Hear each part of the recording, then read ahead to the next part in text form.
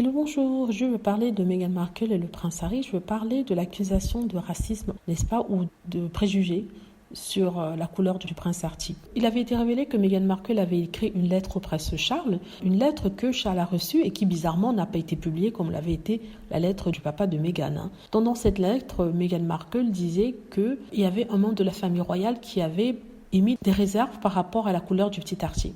Ça avait fait l'effet d'un boom à l'époque et on se demandait qui avait émis ses doutes, ses réserves et tout ça. Donc, à l'époque, quand il avait été révélé que Meghan Markle avait écrit une lettre au prince Charles, la famille royale et les sbires de la famille royale avaient dit que recollection varies, c'est-à-dire les souvenirs varient d'une personne à l'autre, c'est-à-dire entre eux et Meghan, faisant croire que cette lettre n'existait pas. Or, Omid Scobie vient de rappeler dans le livre que cette lettre a bien existé et que ça a été envoyé au prince Charles. Mais, au lieu que ce soit le nom d'une personne que Meghan Markle avait cité dans sa lettre, c'était en fait deux personnes qu'elle avait pointées du doigt. C'est ce que Omid Scobie nous dit. Ce qui est intéressant ici, c'est la réponse de Buckingham Palace par ses sbires. Vous savez que quand il y a une rumeur qui sort, Buckingham Palace, souhaitant maintenir le motto de ne jamais se plaindre, ne jamais expliquer, ne répond jamais directement, n'est-ce pas, et passe plutôt par des correspondants royaux ou des experts royaux pour donner son opinion sur certains sujets ou alors pour essayer de contrecarrer la rumeur. Et c'est le cas ici.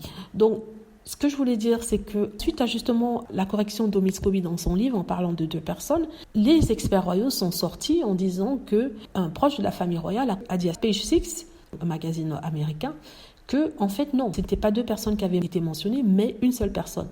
Mais c'est étonnant parce que au départ, il disait que cette lettre n'avait jamais existé et que les souvenirs varient d'une personne à l'autre. Aujourd'hui, il se trouve que Omid Scobie écrit un livre, dit qu'il y a deux personnes, ils finissent par démentir, confirmant ainsi que la lettre a bien existé. C'est vraiment incroyable.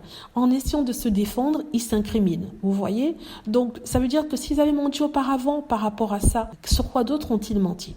En fait, ce que fait ce livre de Omid Scobie, c'est de faire éclater les choses, de faire se révéler les gens. Et c'est assez marrant à voir. Voilà, dites-moi ce que vous en pensez. J'espère que vous aimez la vidéo. N'hésitez pas à cliquer sur like si c'est le cas, à vous abonner pour plus de vidéos et à cliquer sur la petite cloche afin de travertir lorsque je poste une nouvelle vidéo. Merci.